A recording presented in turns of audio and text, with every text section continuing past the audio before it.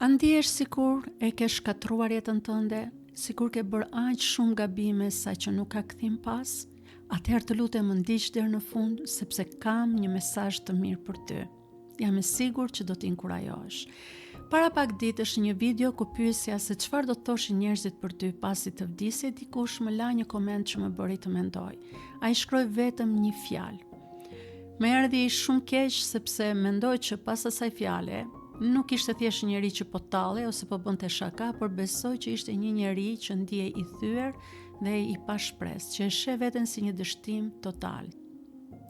Njerëzit shpesh të shohin përmes gabimeve të tua, ata të mbajnë mend çfarë ke bërë gabim, të gjykojnë edhe ta mbyllin derën. Nuk duan të kenë të bëjnë më me ty, por ka një vend ku kjo nuk ndodh kurrë. Nuk e di nëse ke dëgjuar ndonjëherë historinë e djalit plankprishës, por piktori i madh Rembrandt ka lënë një kryevepër mbi këtë temë.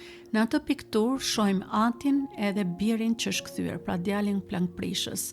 Kjo nuk është një histori suksesi, nuk shohim djalin që mori pasurinë dhe u kthye i veshur me kollare, me një makinë të bukur apo me më shumë pasuri. Në fakt shohim një djalë që është i rreckosur, i gjunjëzuar dhe i shkatruar. Ai nuk u kthye tek ati pra, se ishte i suksesshëm, por u thye sepse ishte totalisht i shkatruar dhe i dërmuar. Në fakt shpresa e tij ishte që i ati do ta pranonte thjesht si një nga mëditësit e tij, por ati kishte një plan tjetër në mendje. Ka një detaj shumë të fuqishëm edhe shumë prekës në tablon e Rembrandtit. Janë duart e babait. Njëra dorë, ajo e majt, është më e fortë dhe muskuloze dhe përfaqëson forcën që të mbron nga bota. Dhe dora e djathtë është e butë edhe e hollë. Është dora që shëron plagët dhe të thot, unë të dua akoma. Disa kritik mendojnë se këto dy duar përfaqësojnë dy anë të zemrës së Perëndis, atë anën e fortë si një baba, si një atë, dhe atë anën e ndjeshme si një nën. Kështu na pret Perëndia, ai nuk po të pyet, ku i çove parat, apo pse u vonove, me kë ishe, ku ishe, sepse ai di të gjitha këto, di edhe ato mendime të fshehta të zemrës që nuk ja ke thënë askujt, sepse asnjë nuk është e fshehur përpara Perëndis. Por Perëndia pret zemrën tonë, pret pendesën tonë, ai do që ne të kthehemi tek ai, ashtu siç jemi.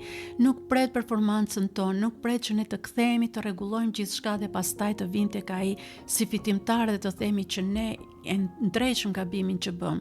Në fakt ka disa gjëra në jetë që sado që të përpiqemi nuk i kthejmë dot më pas për t'i ndrequr, nuk i korrigjojmë dot më, dhe i vetmi që mund të na ndreq në thonjza ose të na restauroj është Perëndia, ashtu siç është historia e djalit plankprishës, sepse ajo që ndodh me kthimin e djalit është që ati e shikon nga larg, vrapon, e përqafon të birin dhe pastaj thërret shërptorët dhe i thot, merreni birin tim, hiqani rrobat e leckosura dhe vishini rrobat e mira, gjithashtu vendoseni një unaz në gisht dhe therrni viçin e majm dhe bëni fest, sepse ky biri im ishte i vdekur, por tani është i gjetur, është i gjallë.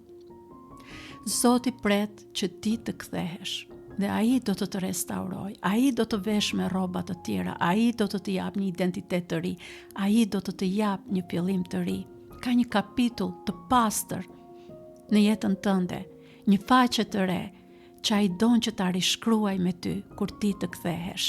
Nëse sot ndihesh sikur nuk vlen asgjë, mos e beso atë gënjeshtër. Nëse mendon që nuk ka më shpresë, mos e beso, sepse ti je i çmuar për Perëndin që të krijoi. Nuk ka rëndësi sa poshtë ke rënë, sepse pendesa është e vetmja bilet që të duhet për të kthyer në shtëpi. Ka ende vend për ty, ka ende kohë. Dera është e hapur. Ktheu sot. Nëse nuk më ndiqni, por keni dëshirë që të ndiqni materiale të tilla që sjellin shpresë edhe pozitivitet në jetën e përditshme dhe lidhin përditshmërinë me besimin, me aspektin shpirtëror, ju ftoj që të më ndiqni. Zoti ju bekoft edhe dëgjohemi në videon tjetër.